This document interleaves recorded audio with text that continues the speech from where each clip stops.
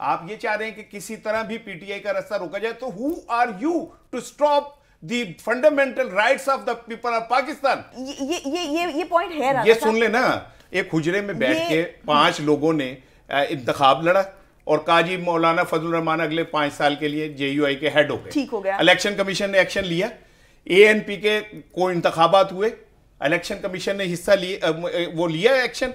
MQM के इंतखाबात कब हुए, इलेक्शन कमीशन ने कोई उस पर एक्शन लिया।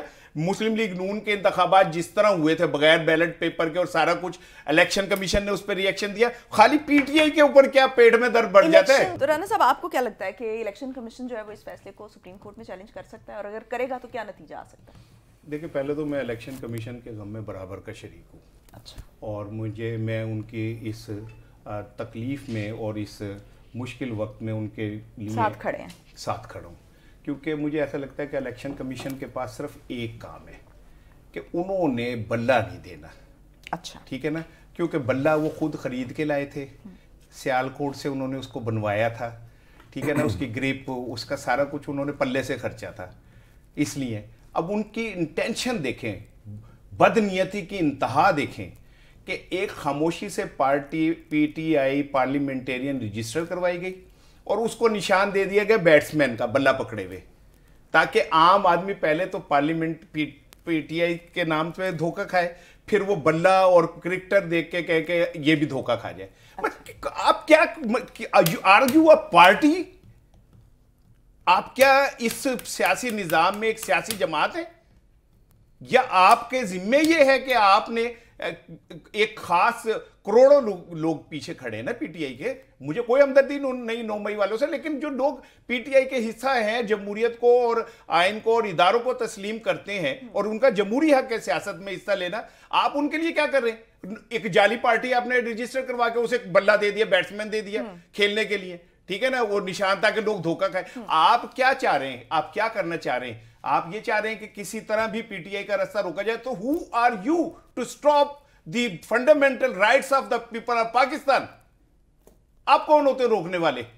आप कभी ये कर रहे हैं, कभी वो कर रहे हैं, आप फोकस ही नहीं कर रहे इलेक्शन के ऊपर।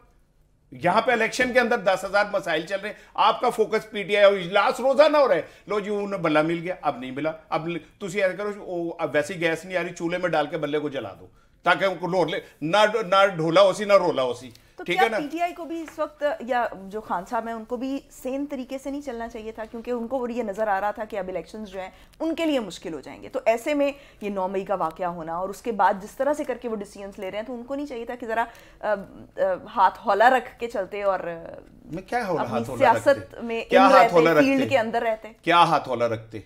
ठीक है, वो मुकदमात को फेस कर रहे हैं। उन्होंने इलेक्शन कमीशन के मुताबिक इलेक्शन करा के गौहर साहब को चेयरमैन बना दिया, वो पीछे चला गया। ठीक है, सिस्टम के साथ चलने के लिए उनके लोगों ने बाकायदा इंतखाबी अमल का हिस्सा बने, दरखास्तें दी। ठीक है, उसके बाद लेकिन इलेक्शन कमीशन ऐसा लग रहा है कि जैसे उसने बस एक तय किया हुआ है कि मैं तुझे नहीं खेलने दूंगा। तो पहले भी कह रहा है ना, वो ये कह रहा है कि 2021 में इनसे कहा था कि आप इलेक्शंस करा दें, तब ये बरसर इक़्तिदार थे। उसके बाद भी इनको शो कॉज किया जारी, और उसके बाद ये दिसंबर में भी इनको कहा कि दोबारा इलेक्शंस करा दें, तो मौका तो दिया गया। तो जब एक मौका, अगर आप कह दें कि फर्ज कर लें कि इलेक्शन कमीशन एक मौका ढूंढ रहा है, तो आप उसको मौका क्यों दे रहे हैं? ये कह के कि भाई आप बैलेट पेपर ही नहीं छपवा रहे, आप की अपनी एग्जीक्यूटिव कमेटी के मेंबर्स उठते हैं और उठ के पिटीशन दायर कर देते हैं इलेक्शन कमीशन में।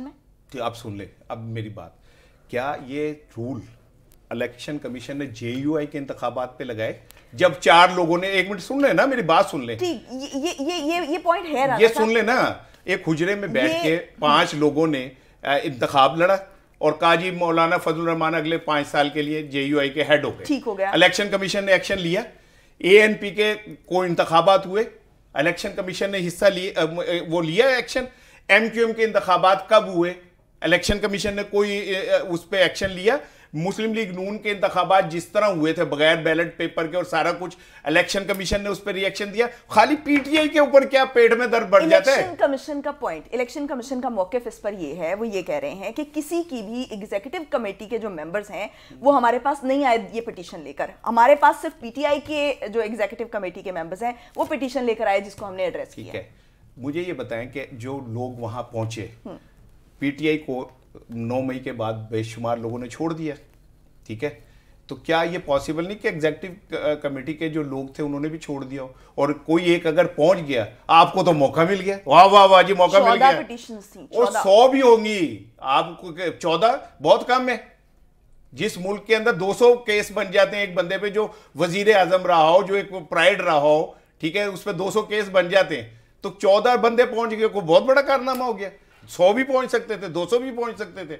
मेरा पॉइंट यह है कि क्या इलेक्शन कमीशन इस तरह की सारी दरखास्तों को एंटरटेन करता है, और क्यों कर रहा है, जबकि आपका जिम्मेदारी यह है कि आपने फेयर और इंतखाबात कराने, ठीक है। आप एक मेजर स्टेक होल्डर को बाहर निकाल देंगे तो वो फेयर इंतखाबात कैसे होंगे। इलेक्शन कमीशन की जिम्मेदारी ये नहीं होती, खाली इलेक्शन कमीशन की जिम्मेदारी होती है कि वो ऐसे स्टेप्स ले कि इंतखाबात शफाफ, गैर जानिबदार होते नजर आए। आप ऐसे इकदाम करेंगे जिससे अब आप बाहर निकले, हर आदमी यही कहता है कि नहीं जी उन्होंने हिस्सा लेने देना, इन्होंने ये किसने परसेप्शन क्रिएट की कि जी उसको नहीं हिस्सा लेने देंगे, और नहीं जी बल्ला नहीं मिलेगा इन्हें, किसने की। आप खाली वो जो जुमला है कि इंसाफ होना नहीं, होते हुए नजर आना चाहिए, आप जान के वो खराब कर रहे हैं, आप उनके खिलाफ ही सारे एक्शन ले रहे हैं। कितने लोगों के कागजात रिजेक्ट हुए हैं मुस्लिम लीग नून के, जिन लोगों को सजाएं हुई हैं, जो कन्विक्टेड हैं, जो जिनके ऊपर अदालतों ने जिन्हें सजाएं दी हैं, उनके नून लीग वालों के तो क्लियर हो रहे हैं, और बाकियों के निकाले जा रहे हैं कि आपका एक पुराना कागज में आप वो उस्मान डार की वालदा ने पता नहीं कहा को उसमें आप कहीं वो थे, तो अब आप इसलिए नाअहल है। तो क्यों हो रहे हैं भाई? मेरा रोना पीटीआई के लिए नहीं है, मेरा रोना तो इस निजाम के लिए, जमहूरियत के लिए है कि हम मुल्क की क्या खिदमत कर रहे हैं।